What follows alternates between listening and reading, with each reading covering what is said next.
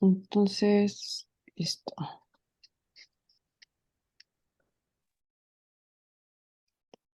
Ok, pues vamos a iniciar esta cuarta sesión. Agradezco mucho su presencia y sobre todo la de nuestro conferencista, el doctor Javier Carrasco Solís, y el moderador, el maestro Marco Cancino. Esta es nuestra cuarta sesión del ciclo de conferencias Adolescencia, Violencia, Justicia y Justicia en Latinoamérica, organizada por el Observatorio Latinoamericano de Antropología. Ay, verdad, ese es otro. El Observatorio Latinoamericano de Justicia Penal para Adolescentes, que es organizado por el Foro Latinoamericano de Antropología del Derecho, en una colaboración con la Unidad para la Consolidación del Nuevo Sistema de Justicia Penal del Consejo de la Judicatura Federal de México, el Centro de Investigaciones y Estudios Superiores en Antropología Social, el Colegio Latinoamericano de Estudios Mundiales, la Asociación Latinoamericana de Magistrados, Funcionarios, Profesionales y Operadores de Niñez, Adolescencia y Familia, y la Fundación Unión Latinoamericana para la Capacitación y el Servicio.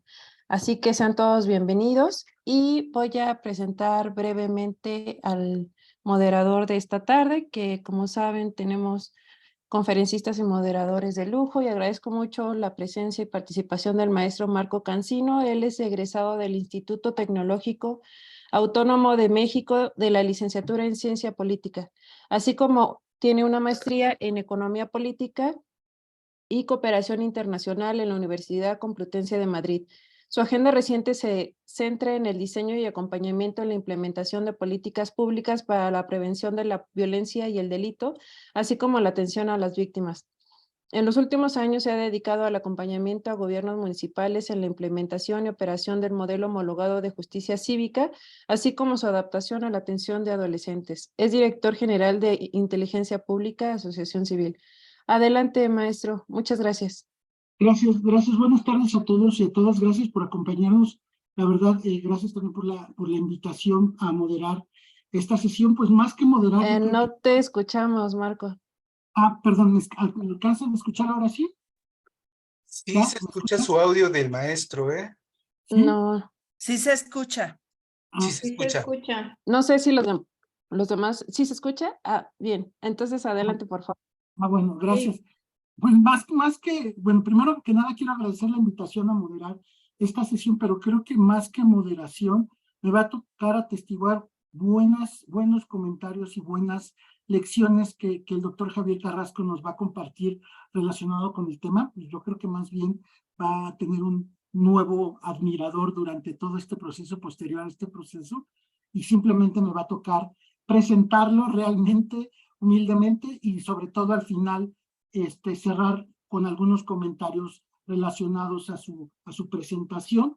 Sí sería ideal también que pudiéramos tener un par de preguntas por parte del público, de los asistentes, para que también podamos aprender aún más del doctor Javier Carrasco. Les voy a decir, les voy a mencionar su trayectoria, que es amplísima, la verdad, sí es admirable. Es director ejecutivo del Instituto de Justicia Penal AC, abogado con título Juris Doctor y certificado en Derecho Internacional y Derechos Humanos por la Facultad de Derecho de Paul University en Chicago, certificado en la Reforma Procesal Penal de América Latina por el Centro de Justicia de las Américas de Chile, diplomado en Justicia Restaurativa, fue pasante de la Corte Interamericana de Derechos Humanos, también fue asesor de la implementación de la reforma penal en diversos estados del país y en distintos países, participó en mesas de análisis y de redacción de la Ley Nacional del Sistema Integral de Justicia Penal para Adolescentes, que esto es trascendental y sobre todo también para la charla del día de hoy. También del Código Nacional de Procedimientos Penales. Es coautor del modelo operativo que utiliza las unidades de medidas cautelares y ha asesorado en su implementación y capacitación a varias entidades. Creó un observatorio para medir el uso de medidas cautelares y otros sobre justicia para adolescentes. Ha capacitado a personas operadoras del sistema de justicia penal a nivel nacional e internacional. Actualmente apoyan en la consolidación del sistema con enfoque diferenciado. Es miembro de varios colectivos que promueven la justicia procesal penal y los derechos humanos. Es coordinador del Consejo Ciudadano de la Comisión de Búsqueda de Personas Desaparecidas del Estado de Morelos. Es profesor de la especialidad del Sistema Acusatorio de la Escuela Libre de Derecho de la Ciudad de México, universidad, bueno, escuela, centro de enseñanza bastante prestigioso, y es profesor de diversas materias del sistema acusatorio, derechos humanos y técnicas de litigación del Colegio Jurista de Cuernavaca, Morelos, donde asesora al equipo de litigio oral, quienes han ganado diversos primeros lugares regionales e internacionales, incluyendo la competencia de la UNAM Culpa del 2021 y 2022. Y finalmente también en esta larga y fructífera trayectoria ha participado en foros nacionales e internacionales sobre justicia procesal penal. Pues larguísima trayectoria, la verdad, usted es muy reconocida a nivel nacional e internacional y creemos que es una muy buena oportunidad para poder aprender de usted. Bienvenido, doctor Javier Carrasco, y adelante, por favor. Muchas gracias, doctor Cancino. Gracias también a Irene por la invitación y gracias a todas y todos ustedes por escuchar y por participar en este curso, en este diplomado, estas sesiones sobre justicia para adolescentes. Ya tengo algunos años involucrado en el tema del sistema procesal penal, pero también en el tema de justicia para adolescentes y cómo estos dos sistemas están transformando las realidades de las personas. Pero también desde la sociedad civil, pues tenemos un ojo crítico, ¿no? En cómo se están consolidando estas reformas y cómo están, si es que se está respetando o no los derechos humanos de las personas imputadas, adolescentes o personas víctimas del sistema. Entonces, en esta tarde, en estos 40 minutos la dinámica es así, después va a haber algunas preguntas. Mi intención es mostrarles algunos de los datos que hemos estado recabando en el Observatorio Libertad en Comunidad del Instituto de Justicia Procesal Penal. Cada año solicitamos información a todas las entidades, a todas las instituciones. No es fácil porque la transparencia en nuestro país cada día es menos, no les gusta a las instituciones dar datos, pero lo que tenemos se los voy a compartir, son datos ya de 2 años, ahorita estamos sistematizando lo de los años más recientes, y también pues vamos a hablarles un poquito, bueno, voy a comenzar un poco sobre un concepto que a veces es polémico, pero es una de mis cruzadas, ¿no? El concepto, si nos debemos de referir a adolescentes en conflicto con la ley o a adolescentes en contacto con la ley.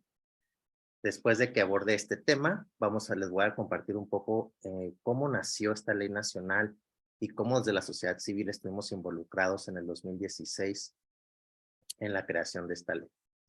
Y después les voy a mostrar algunos de los datos, algunos de los temas que considero son pendientes en la justicia para adolescentes en nuestro país. Primero, considero que y abogo por el cambio de paradigma de acuerdo a la convención y el cambio de paradigma de acuerdo al enfoque de derechos humanos, el interés superior de la persona adolescente, y desde aquí yo prefiero que utilicemos el término adolescentes en contacto con la ley penal, por la siguiente razón.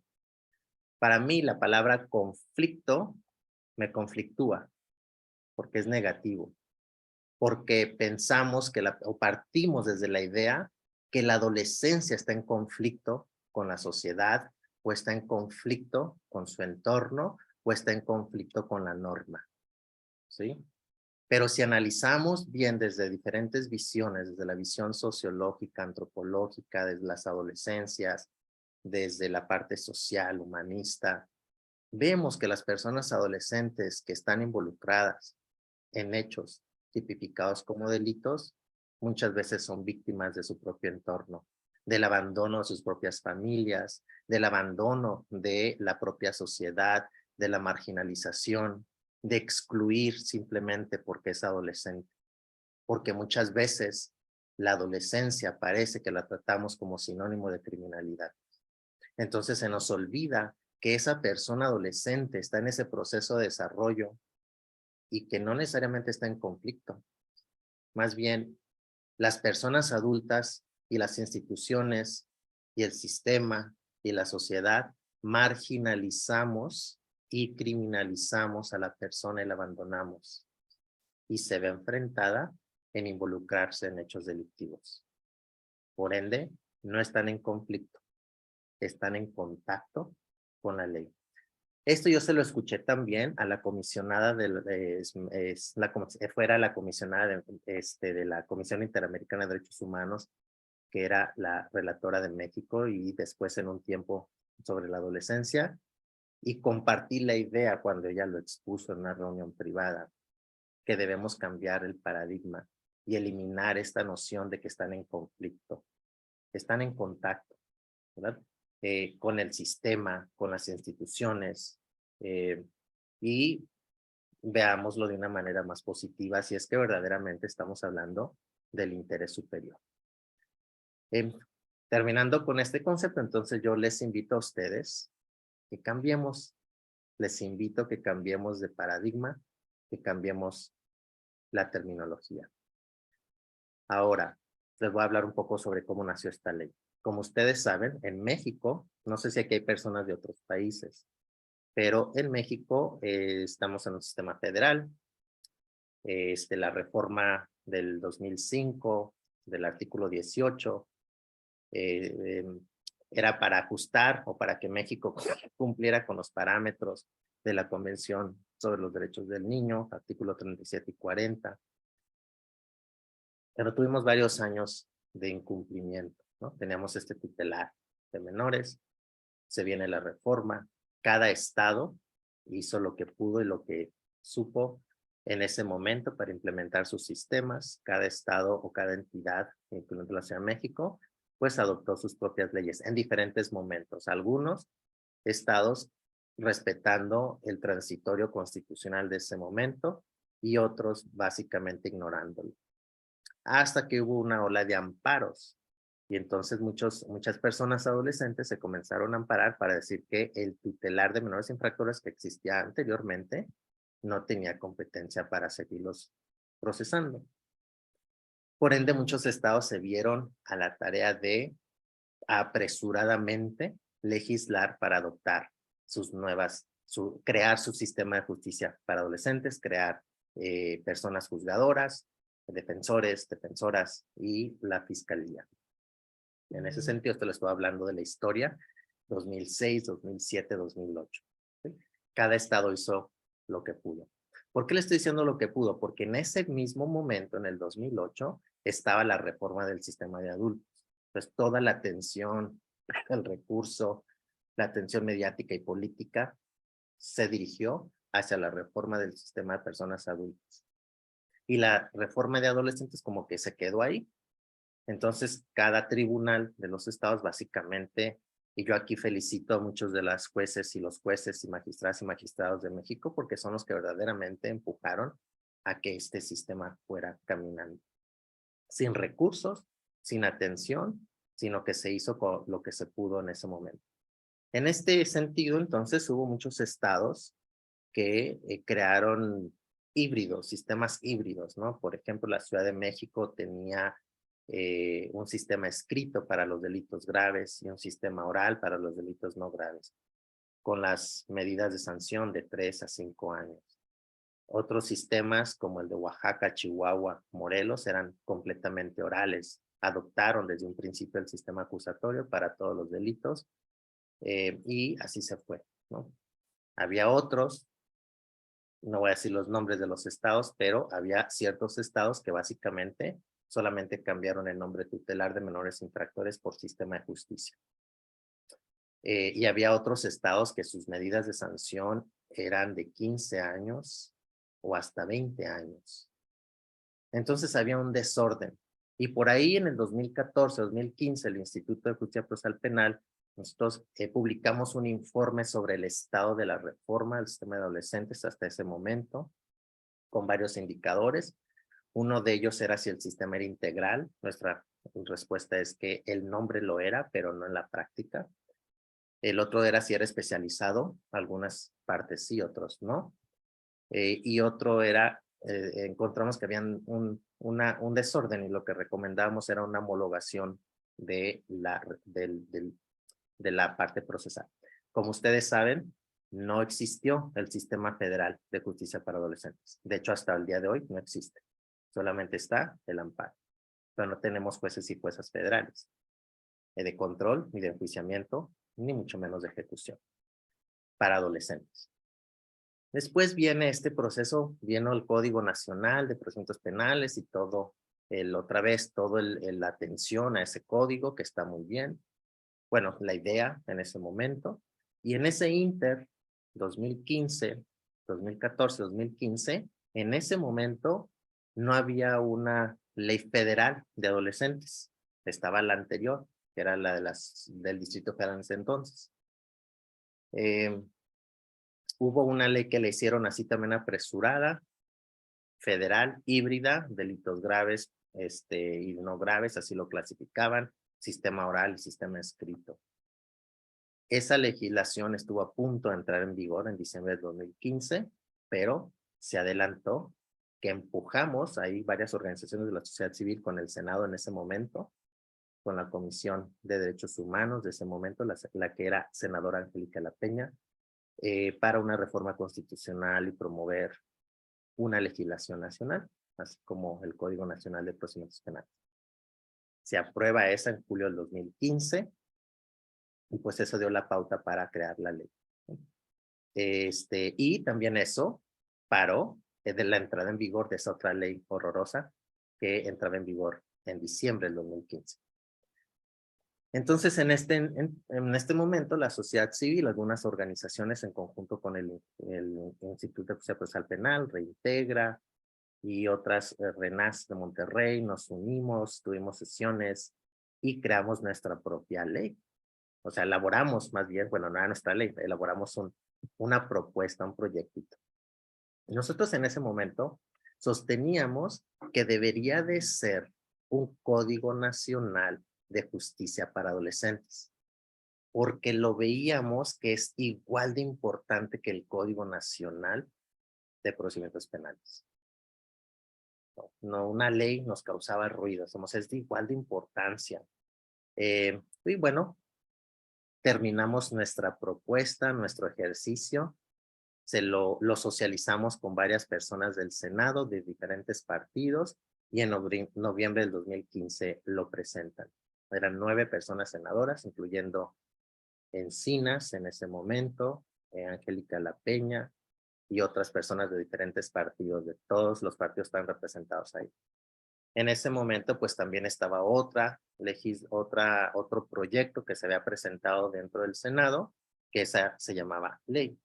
Entonces, como que se quedó estancado, viene 2016, viene se apresura todo el Senado y Cámara de Diputados para terminar de legislar en todo lo que faltaba, porque teníamos hasta el 18 de junio de 2016 para que entrara todo el sistema de adultos en vigor, y después la ley de adolescentes también. Entonces, en mayo empiezan las mesas de trabajo, mesas de redacción, con estos 2 proyectos. Estas 2 ideas se mezclan y hubo muchas sesiones, unas mejores que otras, y a marchas forzadas nace la Ley Nacional del Sistema Integral de Justicia Penal para Adolescentes. La aprueban en el creo que el 16 o 17 de junio del 2016, con entrada en vigor al día siguiente. Entonces, tenemos un problema. Es un sistema acusatorio especializado en adolescentes, entró en vigor al día siguiente. Pues había muchos estados que dicen, ¿cómo le hago? A los estados que ya tienen un sistema acusatorio en adolescentes, pues esos tienen una ventaja porque se van a lógica. Algunos otros estados que tienen sistemas mixtos, pues ahora es en todos los delitos. Y los otros que tenían sistemas escritos o una mezcla de todo esto, pues entonces también hubo un desorden. Pero ahorita entonces vamos a hablar de cómo esto está caminando, ¿no? Entonces esa es como una breve historia, aburridilla un poco, pero es importante saber este proceso en cómo se vino dando y en el momento en el que estamos. Esta ley nacional tiene ciertas partes que se necesitan reformar, que se necesitan reforzar. No es perfecta, ninguna ley lo es, pero creo que en ese momento se hizo mucho hincapié en aplicar muchos de los estándares internacionales que necesitaba. Afortunadamente, a esta ley no le han puesto mano todavía, ¿no? Y a veces nos da miedo que alguien la vea y le quiera reformar, porque lo primero que van a querer hacer muchas veces es aumentar las medidas de sanción, ¿no? Entonces, esta ley se ha mantenido entre un año, 3 y 5, dependiendo del grupo etario. Entonces vamos a abordar algunos de los temas sobre los datos que tenemos hasta ahora. Ustedes se me van diciendo el tiempo, doctor Cancino, para no estar ahí hablando y después. Muy bien, vamos bien. Muy bien. Estos son algunos de los datos que presentamos hace un año sobre lo que está ocurriendo. Primero, siempre nos gusta esta lámina de transparencia. Le solicitamos información a todas las entidades federativas y la federación, a todas las autoridades de la autoridad administrativa, la Comisión Estatal de Derechos Humanos, Sistema de Seguridad, Defensorías, Fiscalías, Tribunales, las unidades de medidas cautelares, y todo esto hacemos de trabajo, solicitar información con cuestionarios. Las entidades que están señaladas en rojo son las que proporcionan menos información y las que están señaladas en verde son las que proporcionan mayor calidad de información. Si vemos, la federación es una de las instituciones más opacas, no dan información ni del sistema de adultos ni del tema de adolescentes, salvo la defensa pública y la fiscalía a nivel nacional. Las otras, la Ciudad de México no nos dio la información, Estado de México también es de las bajas, Quintana Roo, Tamaulipas. De las que proporcionaron mayor información, Baja California Sur, Chihuahua, Michoacán, y ya todos los demás ahí les pusimos algún ranking. De las autoridades administrativas, perdón, de las autoridades o instituciones que proporcionan mayor calidad de información, fueron las autoridades administrativas con 25 de lo que solicitamos.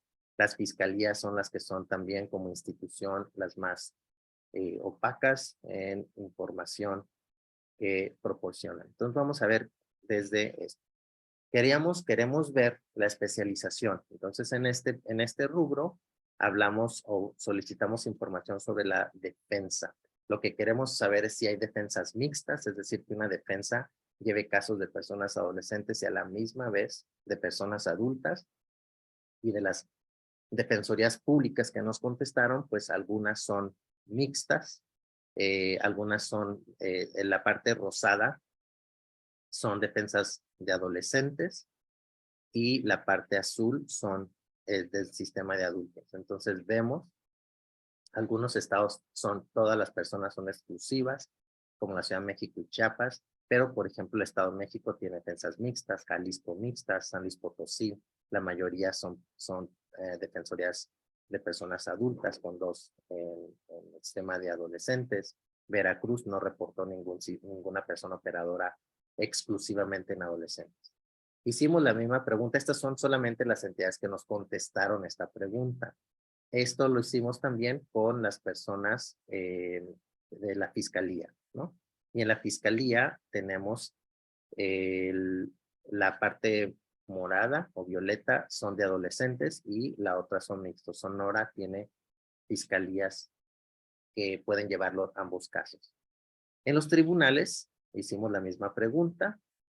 La parte azul son de jueces y juezas de adolescentes y la parte morada son personas, jueces y juezas que llevan casos de personas adultas. Entonces vemos otra vez que son mixtos, ¿no? Entonces desde aquí ya empezamos a detectar que qué tanto es especializados. En la mañana estoy trabajando con un caso de personas adultas y en la tarde de un caso de adolescentes. Entonces, ¿qué tanto aplico los principios, el lenguaje, qué tan formalista es? Entonces, uno de los grandes proyectos del Instituto de Justicia Procesal Penal es el acceso a la justicia a través del lenguaje democrático, el lenguaje entendible, inclusivo dentro de las audiencias.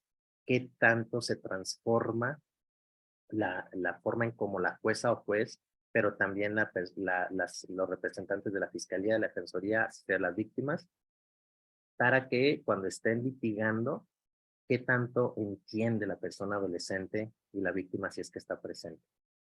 Muchas veces a la persona adolescente, bueno, por ley, ley, pero yo le llamo más ritual que derecho, se le pregunta al final si la persona quiere decir algo, si entendió, y muchas veces el adolescente dice que sí entendió y que no quiere decir nada. Tendríamos que ver si verdaderamente entendió o más bien por el formalismo alrededor de la audiencia, se siente más bien como obligado, presionado para decir si entendí, aunque posiblemente no haya entendido por el lenguaje jurídico, abogadil que se utiliza o el abogañol que se utiliza dentro de las audiencias. Entonces, promovemos la transformación del lenguaje, no tanto en el sistema de personas adolescentes, sino también en adultos. De hecho, actualmente estamos operando un proyecto que le llamamos juzgamiento con enfoque de género e inclusión social en 8 tribunales de personas adultas, y uno de los temas centrales es el lenguaje entendible, donde estamos capacitando a jueces y juezas en conducir una audiencia con un lenguaje ciudadano que se pueda entender. Vamos a hablar ahorita de las detenciones, ¿sí? En las detenciones tenemos, estos son los números de los sistemas de seguridad que nos otorgaron la información. Vemos, estos son los números llanos. En tenemos una base de datos de 12,366. Este fue el año del 2020. Estos son datos del 2020. Posiblemente en un año normal son alrededor de 20,000, que tenemos otros datos de personas adolescentes. Esto lo solicitamos por grupo etario, por edades y también por sexo, ¿sí? Entonces tenemos, la mayoría son hombres de 16 a 18 años, antes de cumplir los 18 años de edad. Son toda la totalidad de personas detenidas, 7,600 personas y 1,146 mujeres. Siempre va a ser el grupo de mayor incidencia dentro del sistema de adolescentes. Después viene el de 14 a menos de 16 y de 14 a menos de 14. Pero también tenemos registro de lo que nos dieron personas menores de 12 años de edad, eso también nos alarma, y 93 personas que no tienen un dato, o sea, no especificaron ni el sexo ni la edad. Ahora, otra cosa alarmante es esta gráfica. Preguntamos el tipo de detenciones. Si es en la parte roja, un 24% lo calificaron como flagrancia. Esto significa que es un detenido en el momento de estar cometiendo un hecho tipificado como delito. Después tenemos el 35% es una falta administrativa, y aquí es donde a veces se criminaliza a la persona adolescente simplemente por estar gritando en la calle o por estar con sus amigos en el parque o en la esquina, donde sea. Y algunas de estas faltas administrativas son la alteración del orden. Entonces ahí es donde inicia ese contacto con el sistema de seguridad, donde la policía los empieza a molestar, los empieza a criminalizar por su vestimenta, por la forma en cómo son, por estar jugando, por X razón, y son faltas administrativas. Sin embargo, aquí no sabemos, como es una falta administrativa, no sabemos si fueron golpeados, si fueron torturados, si fueron incomunicados, o sea, dónde los llevaron. ¿Por qué? Pues preguntamos sobre la parte penal. Entonces, sí, considero que también es importante que cuando hablamos sobre justicia para adolescentes también se investigue qué ocurre con esas personas adolescentes que son detenidas en esta falta o una falta administrativa. El 41% es alarmante que las instituciones de seguridad no hayan especificado la razón de la detención, ya sea si fue en flagrancia o si fue por una falta administrativa. Y eso nos preocupa porque pues ahí toda una serie de violaciones que no sabemos, casi la mitad de la información. Los 10 delitos más comunes por las cuales se detuvieron en lo último es robo, narcomenudeo, es lo más común. Estos son los datos del 2019-2020, por eso les decía que un año normal más o menos son 20,000 personas adolescentes.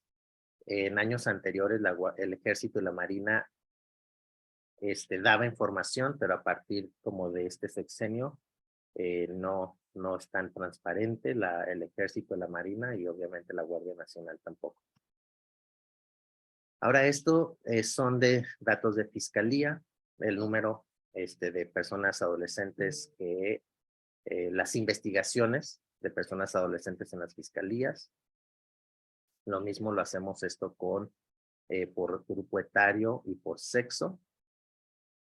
Y estas son las formas de conclusión. ¿Qué decisiones tomó la Fiscalía para no enviar el caso a los tribunales? El 48% fue un no ejercicio y el 30% ejerció la acción penal y mandó el caso hacia el tribunal. Ya los demás tienen todas las otras opciones que la Fiscalía puede aplicar. Ahora vamos a hablar un poquito sobre defensa. En esto preguntamos a las defensas públicas cuántas personas representaron. Y aquí tenemos un total de 3,337 personas. Hay subregistros, también lo hicimos por sexo y grupo etario. Y como ven, siempre es consistente de 16 a 18 años de edad. Son la mayoría de las personas adolescentes. En esto, bueno, esto no va a pasar. Esta información son los procesos iniciados ante los tribunales. Esto es por estados, ya el número así ya no. Estos son por grupos etarios y por sexo. En estos control de detención fueron 593 declarados ilegales contra 498 legales, es decir, la mayoría del control de detención en el 2020 de lo que no reportaron fue ilegal.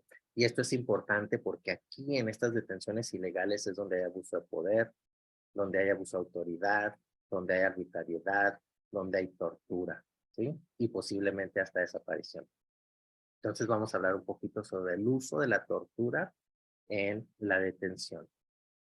Estos son el número de adolescentes por las que se le formuló la imputación en el 2020. Y vemos el balance entre personas condenadas contra vinculaciones y contra personas imputadas por sexo. Y aquí también hay un subregistro. Esta información la proporcionaron los tribunales. Estas son las formas en cómo los tribunales concluyeron los procesos. El sobreseimiento es el 26%. Un sobreseimiento significa que el efecto es una sentencia absolutoria hay diferentes razones por las cuales se existe un sobreseimiento. El 21% los tribunales no nos dieron información. Entonces ahí también hay ausencia de información. El 16% condena, el 15% en ese momento estaba vigente, un 14% del abreviado. Como ustedes saben, el abreviado no está contemplado en la ley nacional, pero tampoco está prohibido. Esto implica que la mitad de los estados tienen un criterio de utilizarlo y la otra mitad no lo usa.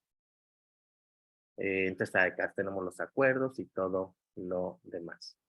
Estos son los delitos más comunes en la fase de los tribunales. Otra vez, narcomenudeo, robo, violación, lesiones y todos los demás 10 delitos más comunes.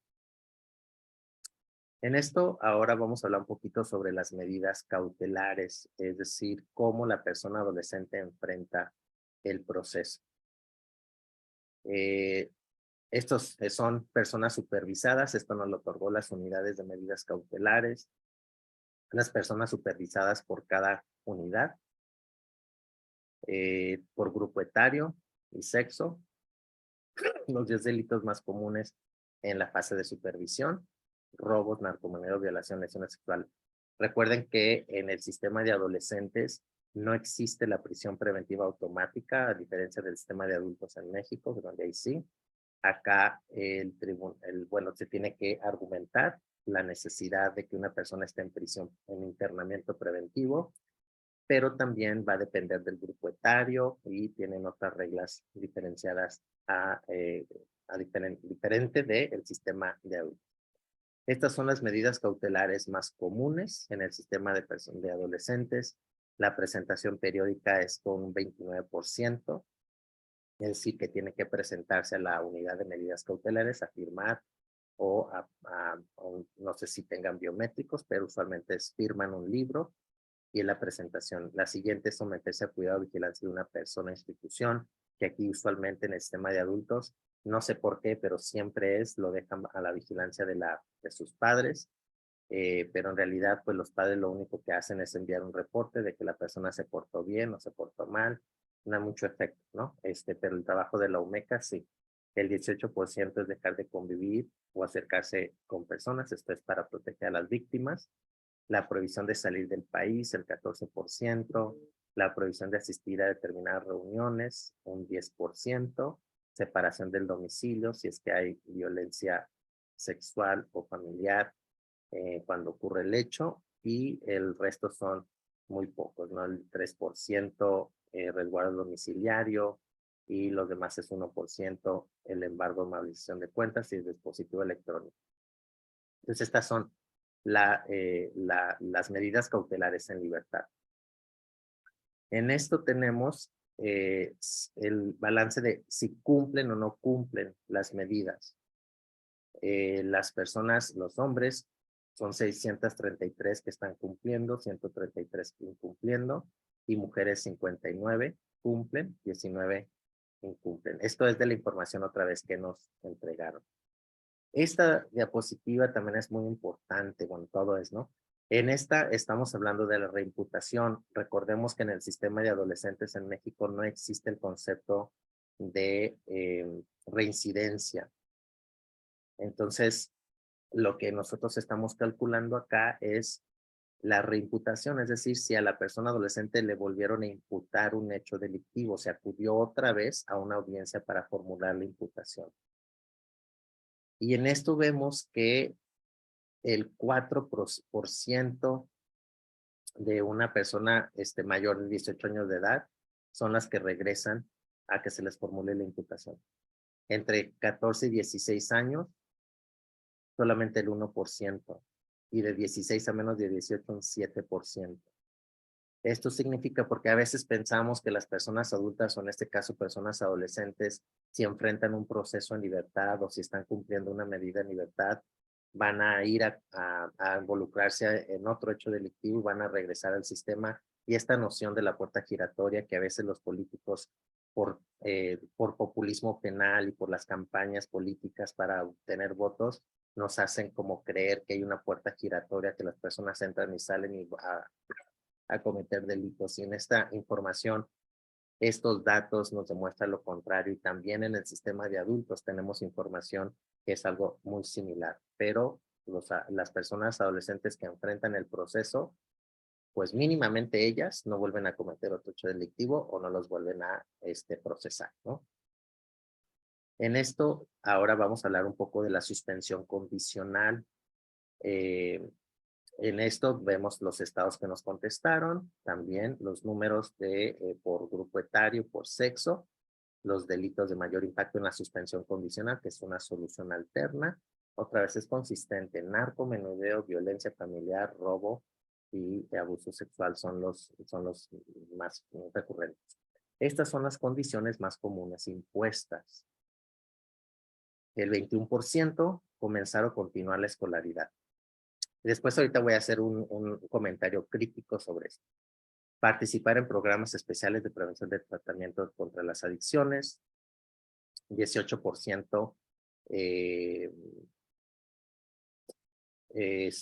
cualquier otra condición. Esta es la típica, ¿no? Que viene la última fracción.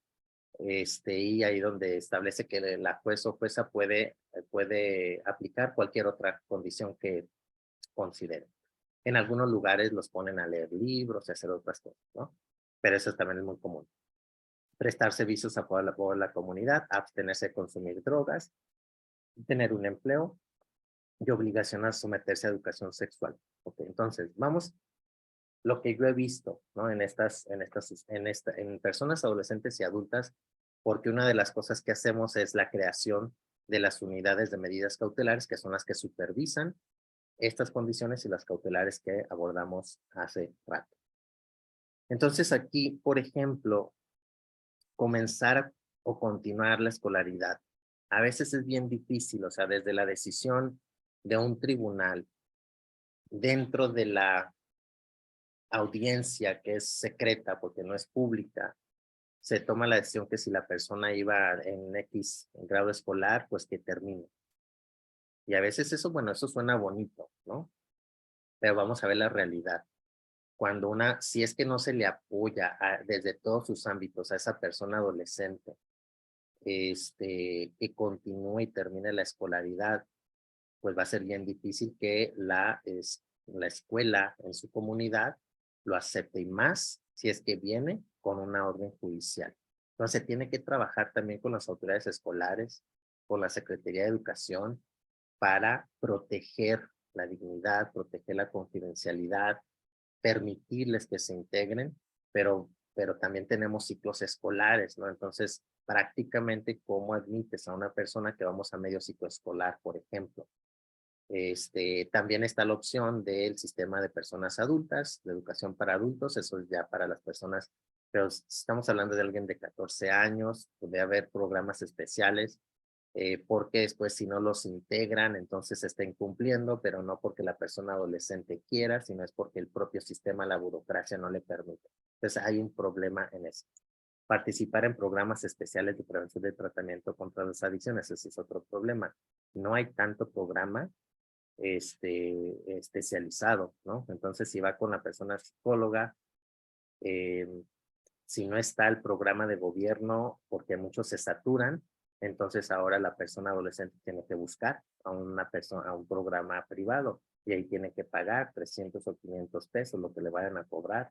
Y si está en reparación del daño, si está en esto y la familia no tiene recursos, pues otra vez nos estamos enfrentando a que la persona está imposibilitada de cumplir, no porque no quiera, sino porque no está el recurso. Nos vamos a pasar a servicios a favor de la comunidad. Eso es lo mismo, tiene que haber estos convenios para saber a dónde lo vamos a mandar o a dónde lo van a enviar. De lo contrario, si mandamos a una persona, por ejemplo, a la Cruz Roja, y no está el convenio de colaboración, pues la Cruz Roja ni va a saber qué hacer, ¿no? Entonces, esa coordinación constante, a eso le llamamos el sistema integral. Después tenemos esta otra que es un problema, abstenerse de consumir drogas. La ley la ley de adolescentes o el Código Nacional no prevé una de las condiciones en la realización de exámenes antidoping. Pero se puede aplicar por esta otra facultad que le dice al juez cualquiera que lo pueda otorgar. Pero esta sí está, ¿no? De abstenerse a consumir drogas. Pero fíjense el problema aquí. No hay un análisis de si la persona está experimentando, está en la fase de experimentación, o si la persona está en uso recreacional, o si ya tiene una adicción, o qué tan fuerte lo es. Entonces, si no tenemos un buen conocimiento de ese ciclo, puede hacer que en una decisión suene bonito, que se abstenga por orden judicial de consumir drogas. Y las cosas por decreto en la vida, o sea, aquí estamos hablando de condiciones humanas, y por decreto o por imposición judicial no necesariamente va a cambiar eso. Entonces, ¿qué pasa cuando le decimos que se abstenga de consumir droga cuando ya tiene una adicción? De un día para otro va a dejar de abstenerse, puede hacer que tenga síndrome de abstinencia, puede hacer que tenga otros efectos. Entonces, otra vez, tomamos decisiones que son utópicas dentro del estrado, dentro del ámbito de un recinto judicial formal, de una audiencia, de una sala, pero no entendemos la problemática real. Entonces, o sea, para ser realistas, pues que vaya reduciendo el consumo, ¿no? Entonces, si hablamos con una persona especialista en psicología, en tratar adicciones, pues no va a ser, la meta no va a ser que el siguiente día que inicie la terapia o el programa, la persona deje de consumir o se abstenga, sino que va a ir poco a poco reduciendo el consumo hasta que llegue a un momento que lo pueda dejar. Pero las decisiones así vienen, tanto en el sistema de personas adultas como adolescentes, es que abstenerse. Y entonces en algunos les piden los exámenes antidoping y otra vez, si no tenemos esa facilidad para que los hagan gratis, pues entonces la persona adolescente o su familia va a tener que estar pagando. Entonces tenemos como varias cosas acá también de carga financiera para las personas. El empleo aquí tendría que ser algo que esté acorde a las habilidades, a lo que la persona adolescente quiera, le gusta, ¿no? Y los programas también de educación sexual, pues también tiene que haber los recursos para que sean efectivos. Entonces las figuras están bien, está en la ley, pero ahora es la parte operativa que nos preocupa. En esto, en la suspensión condicional, si ven también la mayoría está cumpliendo, aunque aquí hay un grado de incumplimiento un poquito más alto por las cuestiones de reparación del daño, de estas condiciones que les estoy contando, donde ahí sí se debe hacer un análisis profundo de cada caso en concreto para determinar qué es lo que puede la persona adolescente cumplir o no cumplir. De acuerdo a las reglas de Tokio, que son de las medidas no privativas de la libertad que aplicarían la imposición de medidas cautelares y de la suspensión condicional, se debe de partir de la idea de que la persona que está enfrentando un proceso en libertad lo pueda cumplir. Y entonces las condiciones o las medidas que se le van a imponer parte de la idea de que la persona sí lo puede cumplir. Pero cuando le empezamos a poner todas estas restricciones que ni sabemos cuál va a ser el efecto, pues entonces le estamos poniendo una traba consciente o inconscientemente. Espero que sea inconscientemente, pero es una traba porque la persona no lo va a poder cumplir. Y entonces, si no lo puede cumplir, viene una consecuencia de revocación y de incumplimiento para que continúe el proceso. Entonces, aquí tenemos un problema. La autoridad administrativa, finalmente, estas son las personas que están en internamiento preventivo o ya privadas de la libertad cumpliendo una medida de sanción privativa. Tenemos otra vez la información desglosada por grupo etario. Tenemos jóvenes adultos mayores de 18 años de edad, un gran número. Otra vez el grupo entre 16 y 18 es lo más amplio. Entre 12 y 14 ustedes saben que no procede el internamiento, por eso no hay de esa edad, pero tenemos 16 personas, 116 personas, 103 hombres y 3 mujeres, que las autoridades no nos identificaron a qué edad, a qué grupo etario pertenece. En esto vemos los tipos de medida de sanción.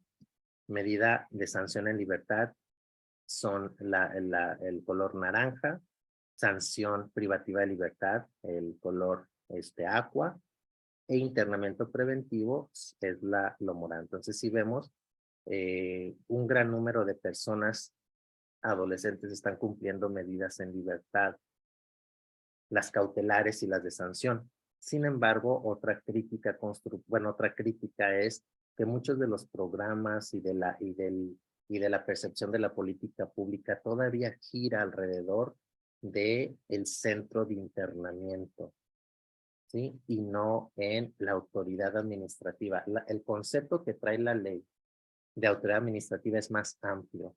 La autoridad administrativa debe de tener 4 brazos operativos. El de la UMECA, que es personas en medida cautelar y suspensión condicional en libertad. El de el internamiento preventivo, otra área de medida no sancionadora no privativa de la libertad, y otra área, el de medida de sanción privativa de libertad. Pero orgánicamente siempre el de medida privativa de libertad como que controla o como que es el eje de los demás, ¿no? El director de ahí usualmente es el director de la autoridad administrativa, es el que hace la política pública para todo. No, debería de ser una cabeza que se llama autoridad administrativa con 4 subáreas o subunidades o como se le quiera llamar, para que cada persona diseñe políticas especializadas en cada población, porque cada población tiene necesidades diferentes para el diseño de los programas y de todo lo demás. Estos son como los tipos de medidas que se están supervisando: el apercibimiento un 27%, libertad asistida 16%, la amonestación un 14%, son medidas en libertad, la supervisión familiar el 14%, sesiones de asesoramiento. Entonces todas estas son medidas en libertad ya de sanción. Y estas son las de internamiento, ¿no? La mayoría, un 89% de las medidas privativas de la libertad son de internamiento, pero también hay estancia domiciliaria y el semi-internamiento en México. Bueno, creo que con eso concluye esta parte de los datos. La otra parte es el uso de la tortura en el sistema. A veces hablamos de la tortura en el sistema de personas adultas, pero no necesariamente en el sistema de personas adolescentes. Y la encuesta del INEGI que hizo de personas adolescentes en el 2017 y en el 2022, ambas ambas reflejan que hay tortura, malos tratos también en el sistema de personas adolescentes. A veces es más complejo para que la persona adolescente identifique que los golpes, lo que le hacen durante la detención, que usualmente esa tortura ocurre en esos primeros momentos de la detención. Por eso para nuestro observatorio es muy importante obtener información desde el primero hasta el fin, ¿no? ¿Qué ocurre en la detención? Y consideramos que en estas faltas administrativas posiblemente también hay golpes, tortura, lo demás, pero como no entra el sistema de justicia, pues no sabemos qué pasa. A los que entran al sistema de justicia, pues ahí en las encuestas son las personas que el INEGI encuestó, pero son las personas privadas de la libertad. Esa encuesta no incluye a personas no privadas de la libertad, y ese es alrededor de un 70-80% de la población del sistema de adolescentes. Entonces a veces es un tanto confuso, porque vamos a suponer que la persona adolescente viene de un entorno sociofamiliar de violencia, donde su familia lo ha violentado, lo golpea por cualquier cosa. En el sistema educativo le dicen cualquier cosa, ya ha tenido enfrentamientos con la policía, con golpes, hay violencia en la comunidad o lo que sea. Entonces, si esta persona adolescente, su entorno viene de un entorno de violencia, en la detención, que muchas veces la detención también es un acto de violencia, no se le va a hacer extraño posiblemente los golpes, ¿no? Que lo golpeen durante la detención, y posiblemente, si es que no tiene una buena asesoría, no se denuncie el hecho. Entonces, si nosotros le preguntamos a titulares de instituciones de las fiscalías o hasta de tribunales, gobernadores, gobernadoras, el presidente de la República, que si en México existe tortura, nos van a decir que no, porque nos van a decir que solamente hay menos de 10 sentencias condenatorias por tortura en México, son de personas adultas. Creo que no hay de adolescentes. Pero si le preguntamos a las personas privadas de la libertad, y eso es lo que hace la encuesta del INEGI, y ahí nos dicen otra historia. Nos dicen que sí son golpeadas, que los hombres usualmente son víctimas de violencia, de tortura física y psicológica, y las mujeres, a diferencia, son víctimas de tortura sexual y después física, ¿no? Y la tortura sexual, entendiendo de acuerdo al caso Atenco contra México en su amplio esplendor, ¿no? No solamente es la violación, no solamente son los tocamientos en las partes privadas y genitales, sino también es amenazar con violar, hacer que la persona se desnude o muestre su cuerpo, o amenazar con violar a alguien más. Entonces, esto también es tortura sexual, y las mujeres son víctimas usualmente de este tipo de tortura. Entonces, también este es un gran tema que necesitamos observar. ¿Cuáles son algunos de los pendientes?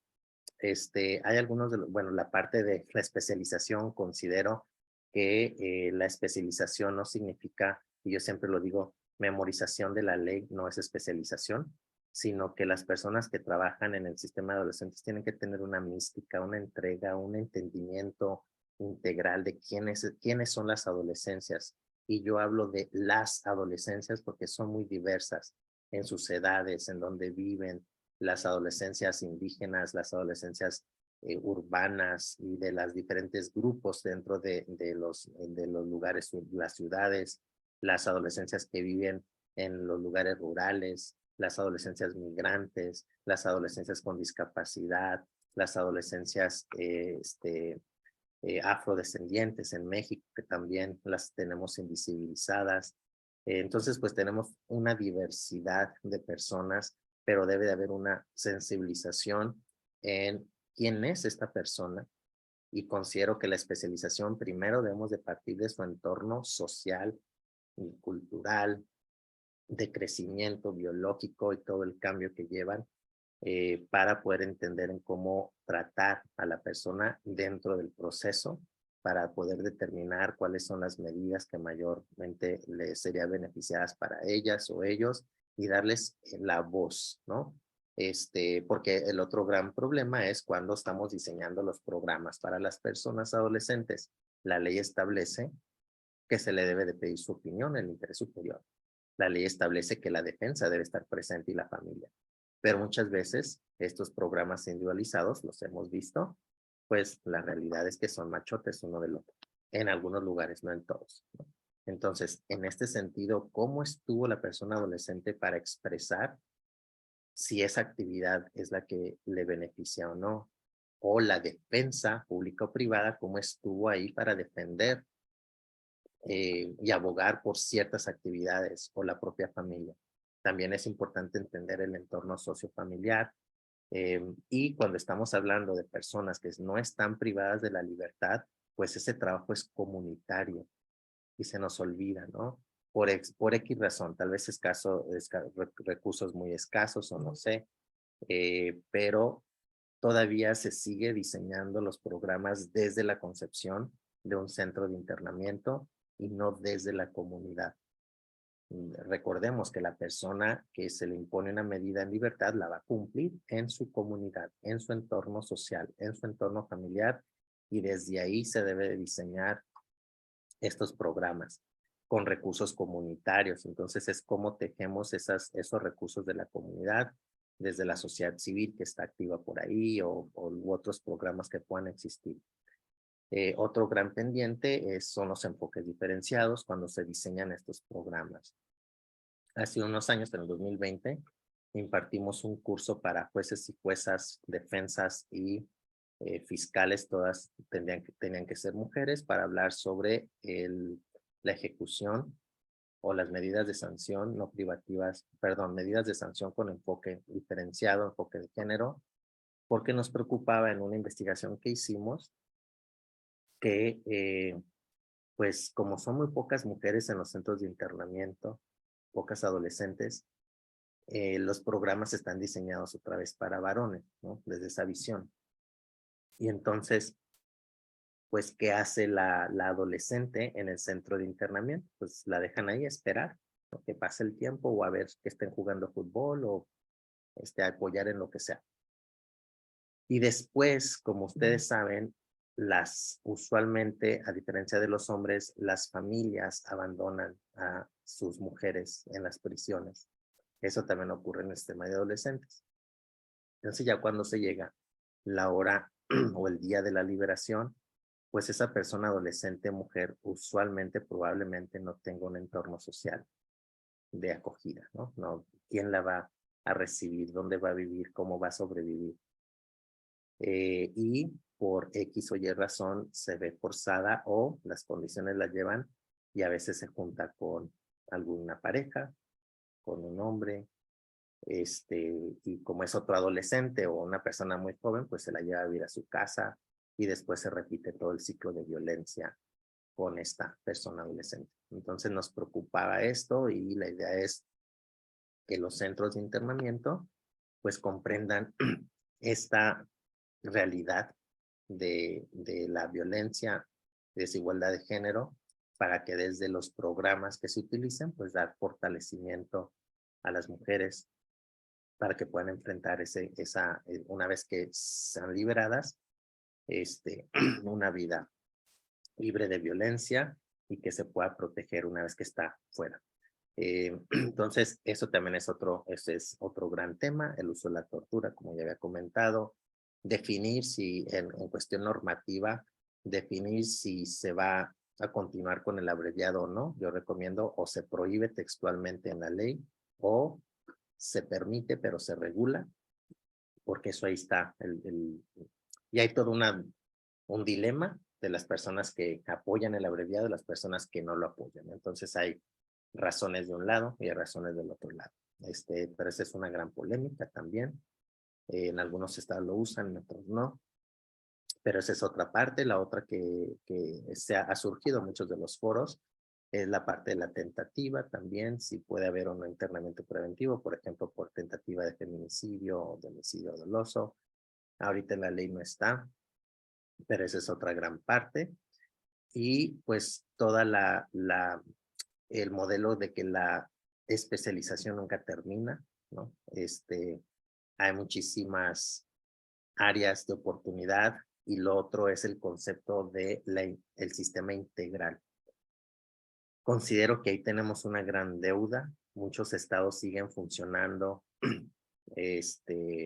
pero no se reúnen entre ellas y ellos. O sea, no hay reuniones estratégicas que el tribunal se reúna con la fiscalía, con la defensoría, con la autoridad administrativa, con la unidad de medidas cautelares, con la Secretaría de Salud, de Trabajo y todas las instituciones que de alguna u otra forma están involucradas en el sistema de adolescentes para escucharse, para saber cómo fortalecer sus procedimientos y también sentarse con la sociedad civil, porque muchas de la supervisión la hace también la sociedad civil, ¿no? La lleva a cabo medidas cautelares y suspensión condicional. Hay mucha sociedad civil que está supervisando y en las medidas de sanción también. Entonces, es importante que las juezas y los jueces se sienten a escuchar, se sienten también a escuchar la autoridad administrativa porque es donde está el seguimiento, qué es lo que ocurre cuando se toma una decisión en una audiencia, cuál es el efecto de esa decisión a largo plazo.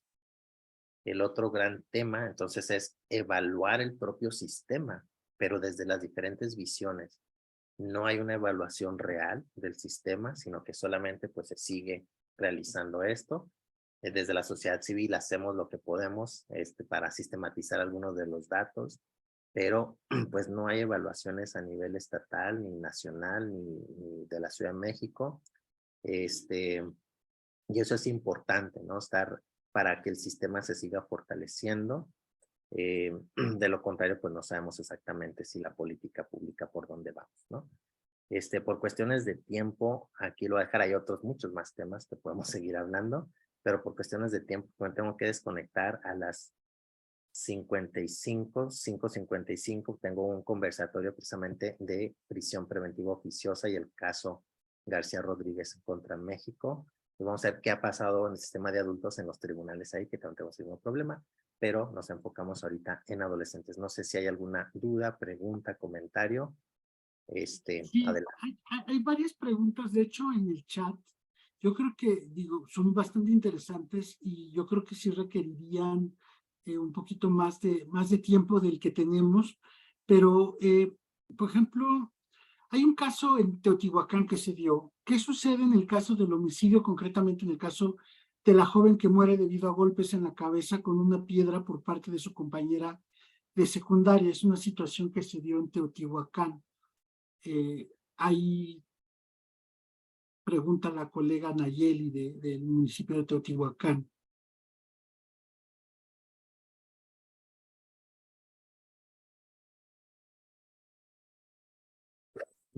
Estoy tratando de buscar esa pregunta. Está un poquito arriba. Es a las 5:23 en horario. Ok, ahorita la encuentro.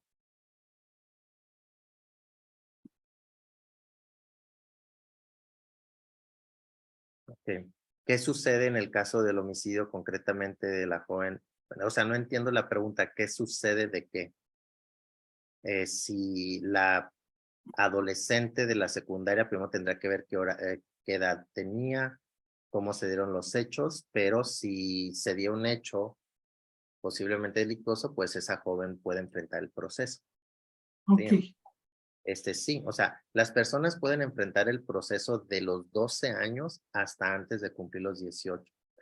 Si ya cumplió los 18, pudiera también enfrentar un proceso como adolescente si los hechos ocurrieron cuando todavía tenía menos de 18 años de edad. ok, ok. Entonces, pero sí puede enfrentar el proceso. Aquí ya vamos a depender la edad. Si está entre los 12 y 14 años, enfrentará el proceso, pero no se le aplica internamiento, se le aplica medida en libertad. Es algo parecido a justicia cívica. El licenciado Candelario García tiene la mano levantada. Adelante. Sí, maestro, muchas gracias. Qué gusto volver a saludarlo nuevamente. Igual al maestro Javier Carrasco. Pues nos quedamos muy cortos de tiempo, pero voy a ser muy breve. 3 puntos. Uno que me parece completamente indispensable mencionarlo es la poca transparencia que hay, la poca información que se está generando, la poca información que están generando las autoridades. 2, me llama mucho la atención el número de casos que tenemos donde califican de ilegal la detención. ¿Por qué? Por las torturas, por los golpes que se le dan a los menores. Realmente eso es preocupante, casi vamos 50-50.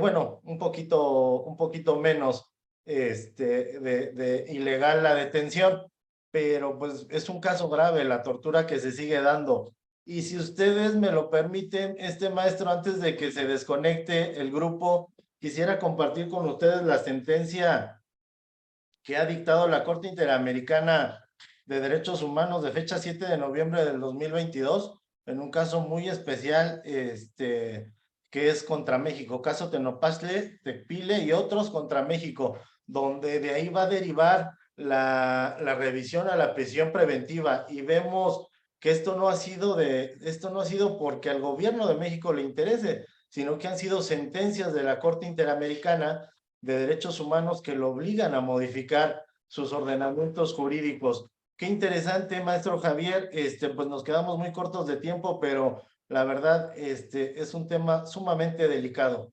Muchísimas gracias, maestro Cancino, maestro Javier. Muchas Gracias, gracias. Candelario. Sí, las sentencias son Pantle contra México y García Ramírez y otro contra México. García Ramírez es la más reciente, es de enero de este año. Ambas se pronuncian sobre la prisión preventiva oficiosa, pero esta figura no aplica al sistema de adolescentes, eso es del sistema de adultos, pero sí va a tener una consecuencia en nuestro sistema jurídico. Y ahorita a las 6 vamos a estar hablando de eso. Voy a atender unas preguntas de Natacha Alpizar Lobo. De hecho, el caso es este caso de México es Daniel García y Reyes Alpizar contra México. Son 2 hombres que estuvieron 17 años en prisión preventiva en el Estado de México. 17 años. Sistema de adultos.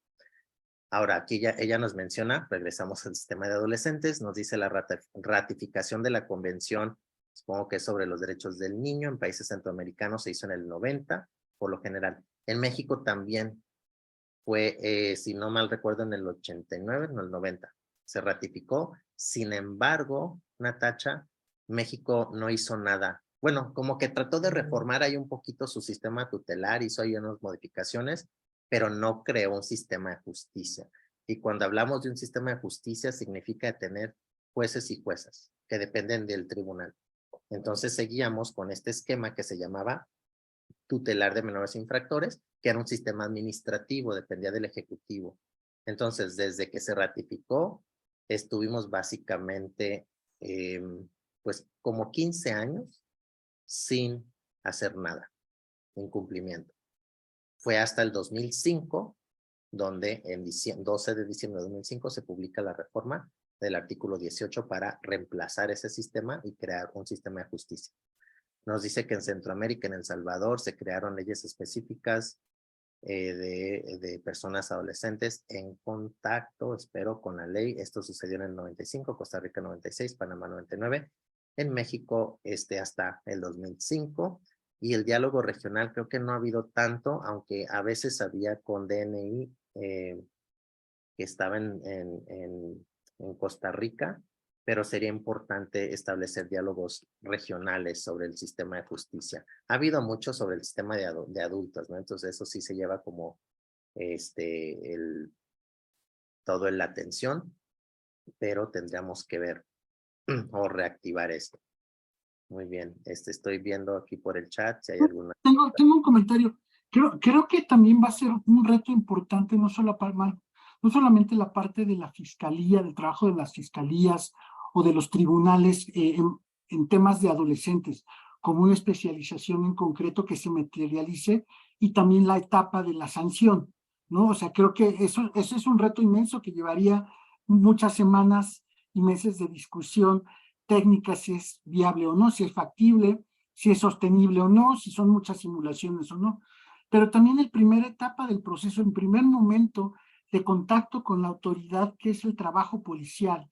Y ahí también tenemos un abismo, un gran área de oportunidad para trabajar con todas las policías de todos los niveles de gobierno, sobre todo municipales y estatales, como contacto más cercano con el adolescente. Pues también el tema de la Guardia Nacional, que está muy apartada en el limbo, pero que también tienen contacto con adolescentes sin una normatividad concreta. Hay algunos municipios o estados que están definiendo ciertos protocolos de actuación policial para el tema de adolescentes, de la detención.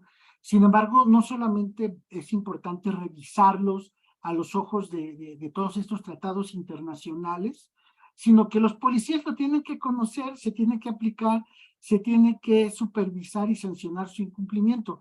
Hay algunos municipios que conozco en algunos estados del país, que hicieron el esfuerzo de diseñar estos protocolos de actuación de detención de adolescentes por parte de policías, primeros respondientes. Sin embargo, cuando van a evaluar su funcionamiento, resulta que ni siquiera socializaron con los policías esos protocolos, ¿no? Y constantemente se violentan sus derechos humanos, y las autoridades locales se hacen los sorprendidos, ¿no? Creo que el tema de adolescentes ha quedado muy en el segundo plano, en el tema de justicia.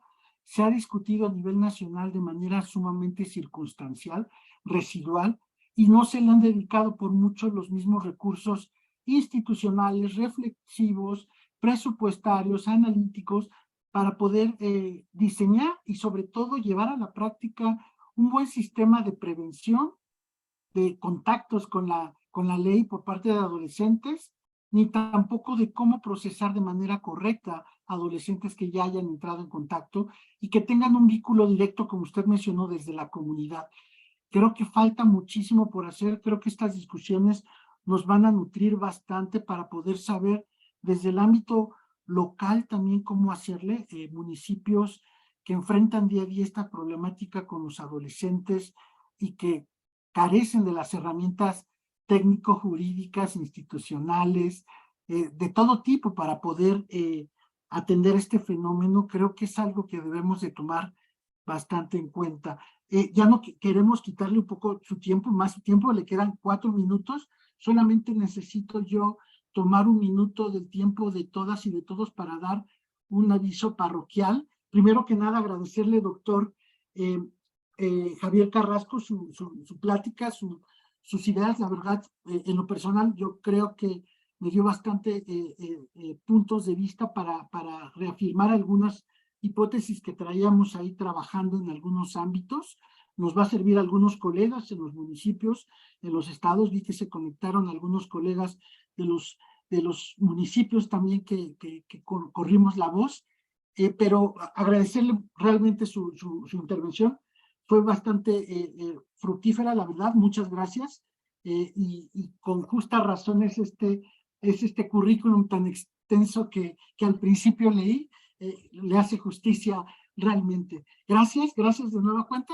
Me voy a permitir nada más dar el aviso que el próximo jueves es el siguiente conferencista. Va a ser el maestro Alberto Pablo Soto Alfaro, fiscal provincial de familia de Perú. Va a estar como moderadora la maestra Angélica Cortés Domínguez, juez especializada en adolescentes del estado de Chiapas. Como siempre, es la justicia penal juvenil en Perú. Nos va a platicar el contexto de Perú. Es a la misma hora, a las 5 de la tarde, el próximo jueves 5 de octubre. Están invitados, se va a correr las invitaciones por las vías acostumbradas.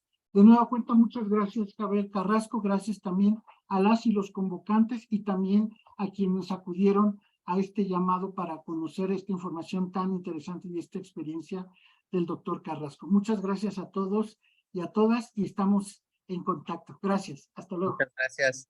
Que esté muy bien. Gracias, doctor. Hasta luego. Adiós. Muchas gracias, doctor, y muchas gracias, maestro Cancino.